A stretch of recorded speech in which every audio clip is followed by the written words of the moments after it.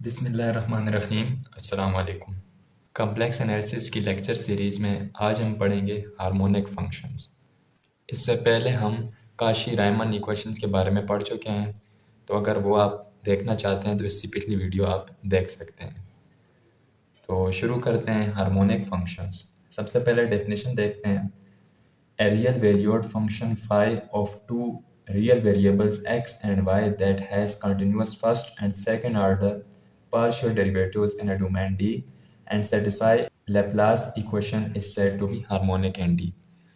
अगर एक real valued function हो phi और उस दो वेरिएबल पे डिपेंडेंट हो वो x और y पर, और उनका फंक्शन भी कंटिन्यूअस हो और उसके फर्स्ट और सेकंड ऑर्डर पार्शियल डेरिवेटिव भी कंटिन्यूअस हो किसी रीजन पर, एंड सेटिस्फाई लेप्लास इक्वेशन, और लेप्लास इक्वेशन को सेटिस्फाई करें। लेप्लास इक्वेशन को हम इस तरह लिखते हैं, फाई का स्क्वायर और साथ delta square phi equal to zero, या अगर आप सेकंड डेरिवेटिव की फॉर्म में लिखें इसको, तो सेकंड डेरिवेटिव ऑफ, अगर फाई की बात करेंगे हम, तो second derivative of phi by पहला वेरिएबल एक्स स्क्वायर और फिर दूसरा variable y square equal to zero. तो यह लेप्लास इक्वेशन के कोई फंक्शन अगर लेप्लास इक्वेशन को सेटिस्फाई करेगा तो वो second derivative partial derivative with respect to first variable plus second derivative partial derivative with respect to second variable का सम इक्वल टू ज़ीरो होगा। तो ये तो हम रियल के लिए बात करें, रियल वैल्यूड फंक्शन फाई और किसी रियल डोमेन में। अब हम देखते हैं कि ये कॉम्प्लेक्स एनालिसिस में, कॉम्प्लेक्स डोमेन में ये कैसे किसी फंक्शन को हम हार्मोनिक कहेंगे। यानी एक फंक्शन अगर लेप्लास इक्वेशन को सेटिस्फाई करे तो वो हार्मोनिक फंक्शन कहलाएगा। अब हम यहाँ पर देखते हैं theorem. Suppose the complex function F of Z, a complex function F of Z equal to you x Y plus iota we x Y, जिसके real part you x Y से denoted है और imaginary part we x Y, is analytic. Analytic है in a domain D. Analytic का मतलब क्या होगा कि इस डोमेन के हर पॉइंट पर ये फंक्शन u और v दोनों डिफरेंशिएबल हैं। ये एनालिटिसिटी की डेफिनेशन है, ये भी हम पिछली वीडियोस में देख चुके हैं। तो अगर f ऑफ z एनालिटिक है किसी डोमेन d पर, then the functions u(xy) and v(xy) are harmonic in d। तो ये बहुत सिंपल थ्योरम है कि अगर u और v फंक्शन एनालिटिक हैं किसी डोमेन पर, तो u और v जो फंक्शंस हैं ये हार्मोनिक भी होंगे इसी डोमेन पर। यानी आप कह सकते हैं कि analyticity implies a function is harmonic. Example है हमारे पास, let F of Z equal to Z square equal to x square minus Y square plus two x Y iota. ये फंक्शन है Z square. We see that it is an entire function. ये एक entire function है। Entire function कौन सा होता है? जो तमाम कॉम्प्लेक्स प्लान के ऊपर एनालिटिक हो। तो यहाँ पर ये क्या है, जेड स्क्वायर एक पोलिनोमियल फंक्शन है, वेरिएबल की पावर नेचुरल नंबर है। हर पोलिनोमियल फंक्शन एंटायर होता है। तो एंटायर का मतलब कि वो पूरे कॉम्प्लेक्स प्लान पर क्या होगा, एनालिटिक होगा, डिफरेंशिएबल होगा। So u x Y equal to x square minus Y square, real part you x y and imaginary part we x Y equal to x y, ये वाला दोनों are necessarily harmonic in any domain d of the complex plane. तो ये दोनों फिर क्या होंगे, necessarily harmonic, क्योंकि फंक्शन एंटायर है तो उसका बोथ रियल पार्ट और इमेजिनरी पार्ट दोनों एनालिटिक होंगे तमाम पॉइंट्स पर, पूरे के पूरे कॉम्प्लेक्स प्लान के ऊपर। तो इसका मतलब क्या होगा कि ये दोनों फंक्शन u और v, या इन शार्ट f ऑफ z जो फंक्शन है z स्क्वायर, ये क्या होगा, हार्मोनिक होगा। जिस तरह कि अभी हमने इस थ्योरम में देखा है, ये थ्योरम से ही हमारे पास ये एग्जांपल है कि फंक्शन क्या था, एनालिटिक था किसी डोमेन पर, तो वो उस डोमेन पर हार्मोनिक भी होगा, यानी उसके जो रियल और इमेजिनरी पार्ट हैं वो हार्मोनिक होंगे। इसी तरह इस एग्जांपल में हम देख रहे हैं कि ये फंक्शन क्या है, एंटायर है, यानी एनालिटिक है पूरे के पूरे कॉम्प्लेक्स प्लान के ऊपर, तो इसके रियल और इमेजिनरी पार्ट दोनों क्या होंगे, हार्मोनिक होंगे। तो चलें अब हम देखते हैं कि हार्मोनिक कंजुगेट क्या होता है। ये इसी से रिलेटेड है, हार्मोनिक फंक्शन से ही हार्मोनिक कंजुगेट फंक्शन हम देखेंगे। We know that if a function f of z equal to u xy plus iota v xy is analytic in a domain D, अगर एक फंक्शन किसी डोमेन पर analytic होगा then its real and imaginary parts u and v are necessarily harmonic in D। यह भी example में हमने देख लिया कि फंक्शन एनालिटिक है, तमाम के तमाम डोमेन पर वो क्या है, डिफरेंशिएबल है डोमेन के हर पॉइंट पर, तो एनालिटिक हो गया। अब अगर एनालिटिक है तो रियल और इमेजिनरी पार्ट क्या होंगे इस फंक्शन के, नेसेसरीली हार्मोनिक। इस डोमेन पर ये दोनों हार्मोनिक होंगे, यानी हार्मोनिक का मतलब फिर हम यहाँ देखेंगे कि लेप्लास इक्वेशन को सेटिस्फाई करेंगे, इस इक्वेशन को सेटिस्फाई करेंगे। Now suppose u x Y is a given real function. अब यू एक्स वाई हमारे पास रियल फंक्शन है जो अगर क्वेश्चन में दिया हुआ है, यानी इस फंक्शन का रियल पार्ट दिया हुआ है, that is known to be harmonic in d, और वो किसी भी डोमेन पर, दी हुई डोमेन पर वो क्या है, हार्मोनिक है, लेप्लास इक्वेशन को सेटिस्फाई कर रहा है। कौन सा फंक्शन, यू एक्स वाई। यहाँ पर बी की बात नहीं हो रही, सिर्फ यू एक्स वाई की। If it is possible to find another real harmonic function we x Y, अगर हम एक दूसरा harmonic function we x Y मालूम कर सकें, so that U and V satisfy the Cauchy Riemann equations. ये भी हम पिछली वीडियोस में देख चुके हैं, काशी-रायमन इक्वेशन क्या थी, इंपॉर्टेंट वीडियो है वो आप देख सकते हैं काशी-रायमन इक्वेशन को समझने के लिए। दो इक्वेशंस हैं काशी-रायमन की। तो अगर हम वी एक्स वाई एक ऐसा फंक्शन निकाल सकें कि यू और वी दोनों मिलकर काशी-रायमन इक्वेशंस को सेटिस्फाई करें through out the domain D, उस डोमेन पर जो भी इस फंक्शन के लिए एफ ऑफ जेड के लिए या इसके real part you x y के लिए गिवन है, then the function we x Y is called a harmonic conjugate of u x y. तब हम वी एक्स वाई को क्या कहेंगे कि ये यू एक्स वाई का हार्मोनिक कंजुगेट है। समझ आइए आपको इस बात की कि अगर इस फंक्शन का रियल पार्ट गिवन हो और वो हार्मोनिक हो, हम उसको इस्तेमाल करते हुए दूसरा part we x y, imaginary part बी निकाल लें, इमेजनरी फंक्शन बी निकाल लें और वो भी हार्मोनिक हो और दोनों काशी-रायमन इक्वेशन को सेटिस्फाई करें, तो हम क्या कहेंगे, v x y u x y का क्या है, हार्मोनिक कंजुगेट फंक्शन है। बाय कंबाइनिंग, अब जब हमारे पास दोनों हो जाएंगे, यू एक्स वाई भी हमारे पास आ जाएगा और वी एक्स वाई भी, तो by combining the functions as u x Y plus iota we x y we obtain a function that is analytic in d. अब यू एक्स वाई और v x y दोनों function हमारे पास हैं, इनको इस तरह कंबाइन करके लिखेंगे तो क्या बनेगा, the function is analytic in D. तो ये मुकम्मल फंक्शन जो होगा एफ ऑफ जेड वो क्या होगा, इस डोमेन में एनालिटिक होगा। तो ये बहुत इंपॉर्टेंट टॉपिक है हार्मोनिक कंजुगेट फंक्शन। इसकी उम्मीद है आपको समझ आ गई होगी, लेकिन मज़ीद एक्सप्लेनेशन के लिए हम एग्जांपल करेंगे, जिसको समझ नहीं आई वो इस एग्जांपल से देखेगा तो उसको ये टॉपिक क्लियर हो जाएगा। तो एग्जांपल है हमारे पास, एक फंक्शन है U x Y equal to X की power 3 minus 3x Y square. किसी डोमेन पर ये एक फंक्शन गिवन है। अब हमें क्या करना है, पहले तो लेप्लास इक्वेशन को सेटिस्फाई करना है कि ये फंक्शन लेप्लास इक्वेशन को सेटिस्फाई करता है। जैसा कि ज़ाहिर है ये फंक्शन एक कंटिन्यूअस है, कहीं पर भी इसका ग्राफ डिसकनेक्टेड नहीं होगा। अब ये कंटिन्यूअस है और इसके सेकंड ऑर्डर, फर्स्ट और सेकंड ऑर्डर पार्शियल डेरिवेटिव्स भी कंटिन्यूअस हैं। तो पहले हम क्या करते हैं, लेप्लास इक्वेशन के लिए जो चीज़ें चाहिए वो हम पूरी करते हैं। लेप्लास इक्वेशन लिख लेते हैं पहले। लेप्लास इक्वेशन होती है delta square phi equal to 0। इस केस में क्या होगी, delta square u is equal to 0। अब u with respect to x, second derivative of u with respect to x plus second derivative of u with respect to y हम निकालेंगे और दोनों का सम इक्वल टू 0 होना चाहिए। तो चलें u का derivative with respect to x देखते हैं। u with respect to x partial derivative क्या होगा, इसकी विद रिस्पेक्ट टू x होगा तो पावर सामने आएगी, पावर सामने, पावर में से कम 3x स्क्वायर हो जाएगा, फिर माइनस इधर x ऑलरेडी 1 है तो पावर सामने होगी तो 1 ही होगी और पावर में से कम 0, x की पावर 0 1 हो जाएगा। तो यहाँ से जब एक ही x हो तो उसको हम ख़त्म कर देते हैं, यानी वो डेरिवेटिव के साथ कैंसिल हो जाते हैं। तो पीछे रह जाएगा हमारे पास 3y स्क्वायर, क्योंकि वो हम कांस्टेंट सपोज करेंगे। अब ये आ गया first derivative of, first partial derivative of u with respect to x। इसी का हम फिर डेरिवेटिव लेंगे तो ये क्या हो जाएगा, सेकंड पार्शियल डेरिवेटिव। तो विद रिस्पेक्ट टू x है, फिर पावर सामने आएगी 2 सामने, तो 2 3 6 x और ये अब 0 हो जाएगा। क्यों 0 हो जाएगा, क्योंकि इसमें कोई एक्स इन्वॉल्व नहीं है, तो ये सारी टर्म y को हम कांस्टेंट लेंगे, 3 ऑलरेडी कांस्टेंट है, तो ये सारी टर्म कांस्टेंट का डेरिवेटिव 0 हो जाएगा। तो ये हमारे पास आ गया। अब हम ये निकालेंगे, इसके लिए क्या करेंगे, u का partial derivative with respect to y।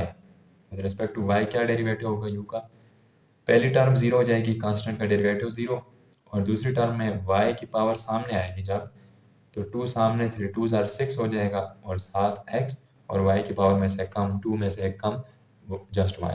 तो ये हो गया 0 माइनस 6xy, यानी जस्ट माइनस 6xy। अब इसका second derivative, second partial derivative is equal to with respect to y, तो बाकी टर्म जो है वो कांस्टेंट होगी और y का डेरिवेटिव 1 हो जाएगा। अब देखें, इन दोनों को हम एक साथ लिखते हैं लैप्लास इक्वेशन बनाने के लिए, सेटिस्फाई करने के लिए। Second derivative of u with respect to x plus second derivative of u with respect to y is equal to, ये क्या आ गया, 6x प्लस ये माइनस 6x। अब क्या होगा, 6x minus 6x is equal to 0, क्योंकि 6 और 6 कैंसिल हो जाएंगे, 6x और 6x, तो ये 0 हो जाएगा। तो आप देखें ये लैप्लास इक्वेशन सेटिस्फाई हो रही है। तो पहले तो हमने ये चेक कर लिया कि ये लैप्लास इक्वेशन को u फंक्शन सेटिस्फाई करता है। तो जो फंक्शन लैप्लास इक्वेशन को सेटिस्फाई करे उसको हम क्या कहते हैं, हार्मोनिक फंक्शन। अब एक चीज़ प्रूव हो गई कि u हार्मोनिक फंक्शन है। तो अब दूसरी चीज़ क्या है, अब हमने प्रूफ करना है, बल्कि हमने u के लिए v फंक्शन निकालना है, ताकि हम कह सकें कि ये v u का हार्मोनिक कंजुगेट है। तो इसके लिए हम पहले काशी-रायमन इक्वेशन लिखते हैं। Partial v by partial y, Cauchy Riemann equation क्या होती है, partial v by partial y is equal to partial u by partial x। एक ये इक्वेशन है। दूसरी है partial v by partial x is equal to negative of partial u by partial y। ये दो काशी-रायमन इक्वेशन है। v के लिए हमें क्यों चाहिए ये v निकालने के लिए, क्योंकि हमने बात की थी पीछे कि u और v फंक्शन दोनों काशी-रायमन इक्वेशन सेटिस्फाई करेंगे। तो इसका मतलब हम काशी-रायमन इक्वेशन से u को इस्तेमाल करते हुए v निकाल सकते हैं। कैसे, हम पुट करेंगे values, partial v by partial y partial u by partial x के बराबर है। हमारे पास partial u by partial x यहाँ पर है, इसको हम इसके बराबर कर लेंगे, और यहाँ से partial v by partial x negative partial u by partial y है, तो partial u by partial y ये है, इसकी साइन चेंज करके हम इसके बराबर लिख सकते हैं। तो चलें इसको लिख लेते हैं। तो ये बनेगा हमारे पास partial v by partial y is equal to partial u by partial x 3x square minus 3y square, और साथ ही partial v by partial x is equal to negative of partial u by partial y, partial u by partial y which is minus 6xy, ये होगा minus 6xy। ठीक है, तो minus minus plus हो जाएंगे, तो ये 6xy हो जाएगा। अब हमारे पास ये दो इक्वेशन आ गई हैं। अब इन दोनों को यूज़ करते हुए हम v निकाल सकते हैं। क्या करेंगे हम, इक्वेशन 1 को, इसको मैं नाम दे देता हूँ इक्वेशन 1, और इसको इक्वेशन 2। इक्वेशन 1 में देखें, इसको हम इंटीग्रेट करते हैं, इंटीग्रेटिंग इक्वेशन 1। इक्वेशन 1 को जब हम इंटीग्रेट करेंगे तो ये डेरिवेटिव इंटीग्रल के साथ कैंसिल हो जाएगा, और हमारे पास फंक्शन बन जाएगा v बराबर होगा, इस तरफ इंटीग्रेट करेंगे विद रिस्पेक्ट टू y के लिहाज से इंटीग्रेट करेंगे, तो पहली टर्म के अंदर कोई y नहीं है, तो क्या होगा, इसके साथ y आ जाएगा, क्योंकि ये सब कांस्टेंट है, और कांस्टेंट का इंटीग्रल जब लेंगे तो जिस वेरिएबल के लिहाज से इंटीग्रल होता है वो वेरिएबल आ जाता है वन टाइम। उसके बाद -3, और इधर y स्क्वायर ऑलरेडी है, और y के साथ हम इंटीग्रल हम with respect two variable y निकाल रहे हैं, तो पावर में एक प्लस होगा, डेरिवेटिव में पावर से माइनस होता है और इंटीग्रल में पावर में प्लस, तो 2 + 1 3 और होल डिवाइड बाय 3, ये आ जाएगा इंटीग्रल। और साथ क्योंकि ये इनडेफिनेट इंटीग्रल है तो इसकी कोई लिमिट नहीं है, इंटीग्रल की लिमिट कहाँ से, यानी लोअर लिमिट अपर लिमिट कोई नहीं है, तो हम इसके साथ फंक्शन लिख लेंगे अपने पास से g of with respect to y integrate करेंगे, तो कांस्टेंट हम लिखेंगे g ऑफ x, कि एक्स पर डिपेंड करने वाला वेरिएबल हो सकता है। ये जिस तरह हम इंटीग्रेशन के बाद सी लिखते होते हैं जब भी हम इंटीग्रेशन का क्वेश्चन सॉल्व करते हैं, तो ये उसकी जगह हमने लिखा है g of x. G of y क्यों नहीं लिखा? क्योंकि वाई यहाँ पर वेरिएबल है, एक्स वाई के अलावा आपने लिखना है। एक्स यहाँ पर हम कांस्टेंट ले रहे हैं तो एक्स लिख सकते हैं, जी ऑफ एक्स आएंगे। अब वी फंक्शन ये है और यहाँ पर partial b by partial x है, तो हम इसका भी partial with respect to x लेकर इस इक्वेशन को और इस इक्वेशन को कंपेयर कर सकते हैं। तो with respect to x variable इसका लें डेरिवेटिव, पार्शियल डेरिवेटिव, वो क्या होगा, एक्स के लिहाज से लेंगे तो 3 पावर सामने आएगी, एक्स की पावर सामने, पावर में से कम, एक्स की पावर 2 से कम होगी तो 1 हो जाएगी, साथ वाई कांस्टेंट है, फिर माइनस इधर 3 और 3 कैंसिल कर सकते हैं, वाई की पावर 3 है, विद रिस्पेक्ट टू एक्स ले रहे हैं तो ये वाली टर्म तो 0 हो जाएगी क्योंकि वाई को हम कांस्टेंट ट्रीट करेंगे। फिर आगे जी ऑफ एक्स, एक फंक्शन है, जी डिपेंड कर रहा है एक्स पर, तो अब ये कांस्टेंट तो नहीं है क्योंकि एक्स का कोई वेरिएबल होगा, एक्स पे डिपेंड करने वाला फंक्शन है, तो इसका derivative with respect to x हम जी प्राइम ऑफ एक्स लिख लेंगे, क्योंकि हमें जी ऑफ एक्स अभी पता नहीं है तो इसको हम सिंपल जी ऑफ एक्स लिख लेंगे, जी प्राइम ऑफ एक्स। अब ये लेफ्ट साइड और ये लेफ्ट साइड सेम है, इसको हम नाम दे देते हैं इक्वल, बल्कि एक दफ़ा फिर लिख लेते हैं, partial b by partial x equal to 3 2 6 x y, ये वाली टर्म बीच में से ख़त्म करके डायरेक्ट लिख लेते हैं जी प्राइम ऑफ एक्स, इसको नाम दे दें इक्वेशन 3।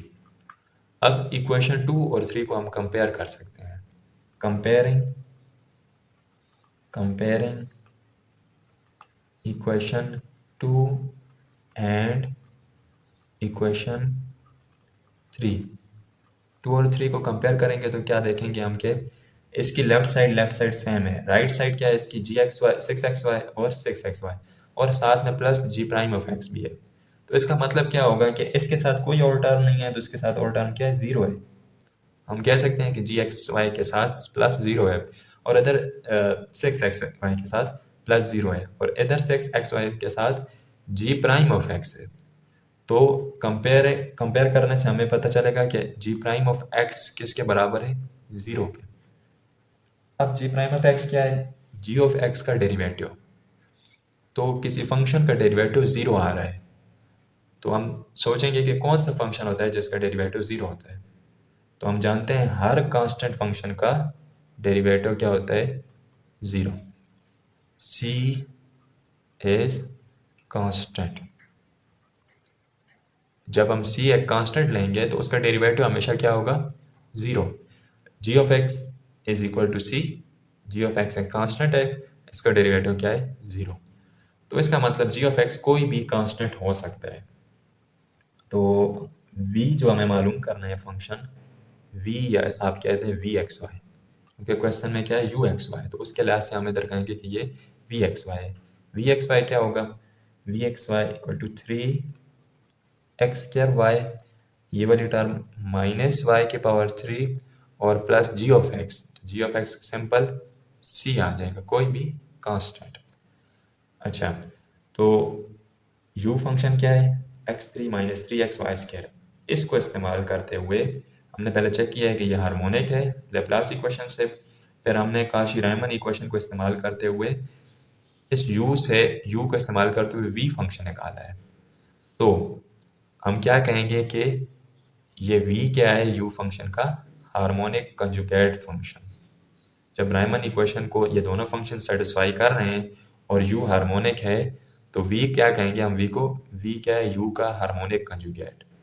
तो हम इसको एक साथ लिख सकते हैं, f of z equal to you x Y plus iota we x y किसके बराबर होगा, u और v को साथ लिख लें, u जो क्वेश्चन में दिया हुआ है x की power 3 minus 3xy² plus iota v जो हमने अभी मालूम किया है 3x² माइनस वाई की पावर 3 प्लस c।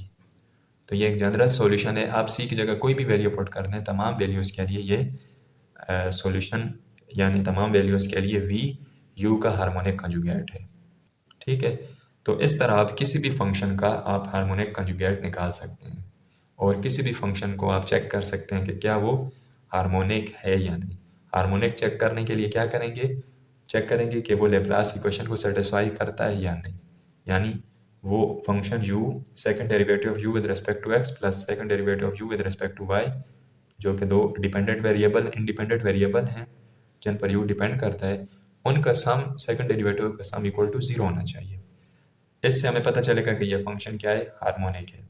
उसके बाद काशी-रायमन इक्वेशन को इस्तेमाल करते हुए u फंक्शन के लिए आप u का हार्मोनिक कंजुगेट निकाल सकते हैं और फिर दोनों को एक साथ लिखेंगे तो ये जो फंक्शन बनेगा इसको हम क्या कहेंगे कि ये क्या है, एनालिटिक फंक्शन है। तो उम्मीद है आज का लेक्चर आपको समझ आया होगा। आज के लेक्चर में हमने हार्मोनिक फंक्शन के बारे में पढ़ा है और उसके बाद हमने हार्मोनिक कंजुगेट फंक्शन के बारे में पढ़ा है और इस पर एक एग्जांपल भी सॉल्व की है। तो आज का लेक्चर यहीं पर ख़त्म करते हैं। तो अगर आपको ये वीडियो अच्छी लगे तो वीडियो को लाइक करें, चैनल को सब्सक्राइब करें ताकि इस सीरीज़ की मज़ीद आने वाली वीडियोस भी आप तक पहुंचती रहें।